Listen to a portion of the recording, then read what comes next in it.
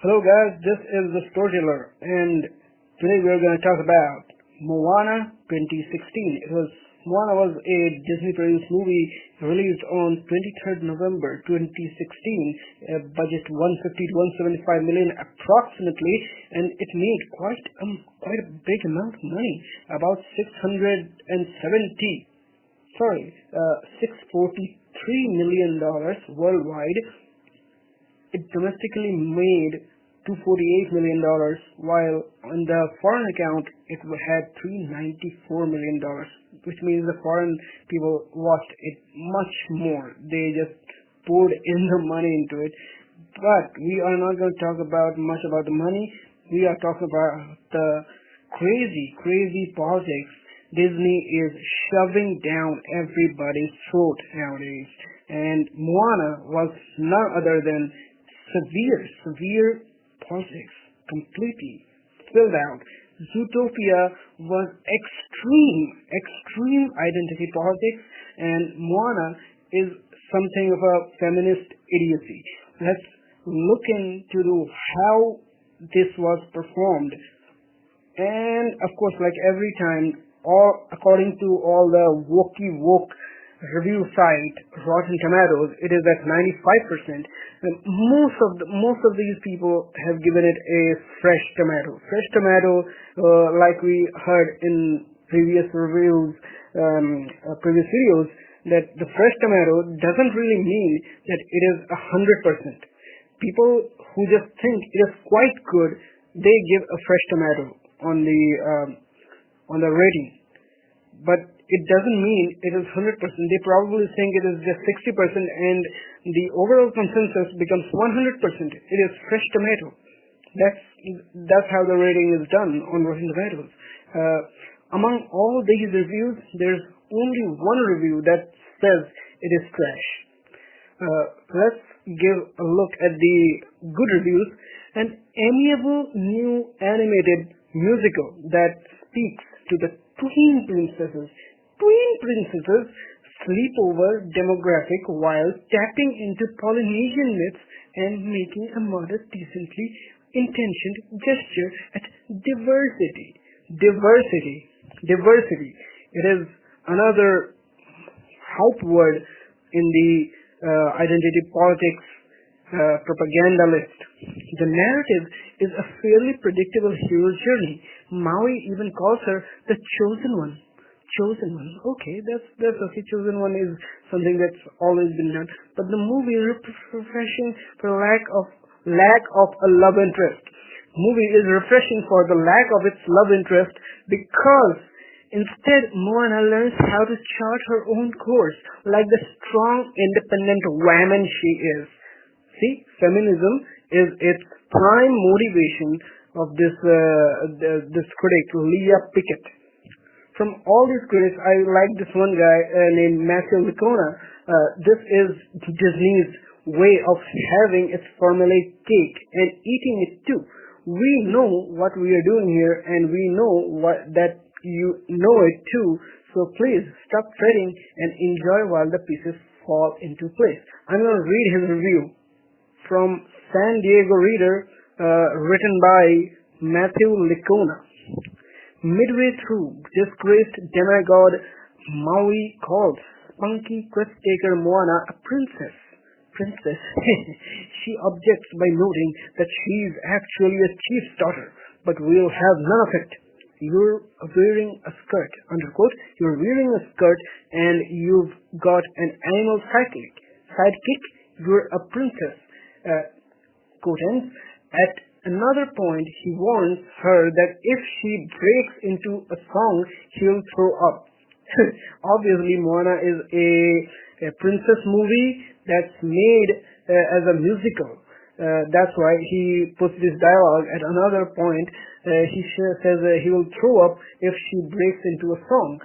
This is Disney's way of having its formulaic cake and eating it too. We know what we are doing here, and we know that you know it too. So please stop fretting and enjoy while the play and pieces fall into place. Many of those pieces are deeply familiar for Disney fans. if not necessarily for Disney princesses, the musical introduction to the sheltered world of home.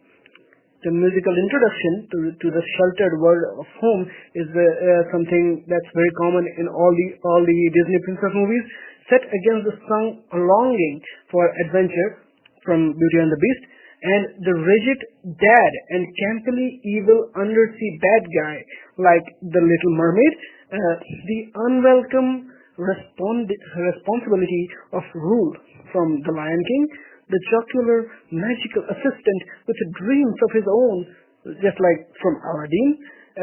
Heck, even the glorious finish is borrowed from Fantasia 2000, but more will be made, no doubt. I don't know exactly what happened in the movie Fantasia 2000. I had seen it, but I've forgotten what it was about. Let's continue on this. Of the familiar piece that never appears, the love interest, and the fact that no one at home bats an eye over the prospect of their first woman chief. These two things are feminist agenda. The love interest, lack of the love interest is one feminist agenda, which says that women need no man. Women need no man. And the second is that this story is like from very old Stone Age kind of places, like it's 10,000 BC setup, and they have a first woman chief. First woman chief, MOANA, is a 16-year-old girl who is going to become a chief. I mean, how can a 16-year-old girl become a chief of a savage tribe? I mean, this place is definitely supposed to be a savage tribe, and she's gonna become a chief. That's just bonkers. Let's continue on this. Because in the absence of memorable songs, a great villain, story variation, happily ever after romance, or a character arc that extends beyond fully accepting your status as the chosen one, such things become that's what's left of the heart to hold on to. Well. Good done, Matthew Lacona. But obviously some people would throw shit at him. This guy, Chuck Finley, says in the comments, or you could just be someone that hates brown people. You hate brown people. Frankly, you're full of shit. MOANA has many memorable songs. The fact that I can remember any of them speak to your IQ rather than the film. A guy named Chuck Finley, he can remember children's songs from MOANA. Okay. Also, you talk about formulas. Talk about formulas, actually. He's written some spelling mistakes here about formulas, but because the movie did follow your formula, it wasn't any good. Oh, you're offended. This guy is offended that it follows the princess formula. It obviously follows the princess formula. Everybody knows it. But, feminists would always complain and say that, this is not a princess movie. No, it is a princess movie. Dumbass. If I didn't make it yet clear earlier, you're full of crap, and so is your article. This guy is just another salty feminist idiot. Of course, it is followed by some real, actual people of color who appreciate this thing, the generosity and the realism of this reviewer, and they thank him for telling the real truth. And this is the thing, critics are not telling the better things, the real things about these diverse characters, feminist characters, because they will lose their ground. They will be called racist, sexist, and homophobe and kicked out of the place if they tell the truth. A lot of people also argue that MOANA is not about politics, but let's tell you that MOANA is extremely political. This whole movie was extremely political. It also carried a male rooster. A male rooster is actually a symbol of men's genitalia, and the fact that this male rooster is supposed to be extremely stupid and also the other man, Maui is also extremely stupid character. All the men in this movie are stupid and just losers. Even Moana's dad is such a coward. He tells Moana that not to go for seafaring affairs, and Maui is also a selfish demigod, and the male rooster is also stupid. So all men are either stupid or cowards in Moana. Here is another article from Guardian. I'm going to read the last few lines here. Moana's "know who you are" message is the sort of thing we'd probably want our children to hear, and there's pleasing resonance in the way the movie transmits ancient folk knowledge via digital means. But Disney has set a high standard lately. Frozen defied its fairy tale template by swerving into matters of sisterhood. Frozen defied fairy tale template? Seriously? Sisterhood, you specifically show sisterhood with Princess Tales. It is a princess formula. Big Hero 6 pulled off a clever trans-Pacific cultural fusion. Big Hero 6 was... a few parts were okay, but the rest was just all over the place. And this year's excellent Zootopia was both snappy original comedy and valuable primer in identity politics. Just like I said, Zootopia is valuable primer in identity politics. It is full of identity politics.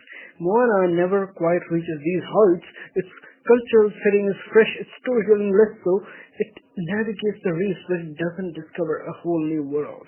Obviously, it does not. Of course, a lot of these reviewers are extreme identity politicians, and they are throwing any shade on this movie. Again, even when we know that this movie is ultra progressive, they will throw shades at it in order to gain the trust of the progressive crowd in the US. This one article from Screen Crush says, but visibility doesn't automatically equal greatness, which isn't to say that Moana isn't a good movie, just that such great heights always seem to be hovering precipitously out of reach. Moana was written by Jared Bush, a man, and with 6 other writers receiving story by credits. Of those, only one was a woman. So 7 people wrote this trash movie, Moana, and only one was woman, and that's her claim. And given that all 4 of the film's directors are men, one cannot help but wonder if Moana would have been benefited from a more prominent female perspective. Unfortunately, women rarely direct animated films for Disney. Perhaps it's no coincidence that Frozen is one of the few exceptions. Honestly, you have to throw the shade here. Crazy feminist. So this is what Moana really was about. All men are bad, all men are evil, selfish, cowards. While her grandma is the clever, daring one who tells her to go for seafaring, and of course the creator Tafiti is also a woman. So all women are good, all women are daring, all men are cowards. That's the message of Moana. And also, did I mention the coconut people? What was that? What was that whole sequence of coconut people? It is just dumb theory. It is a dumb sequence shown so that the time is consumed properly. So this is my review for Moana. It is a trash movie. At best, it is a 2x5 film that you can go watch one time.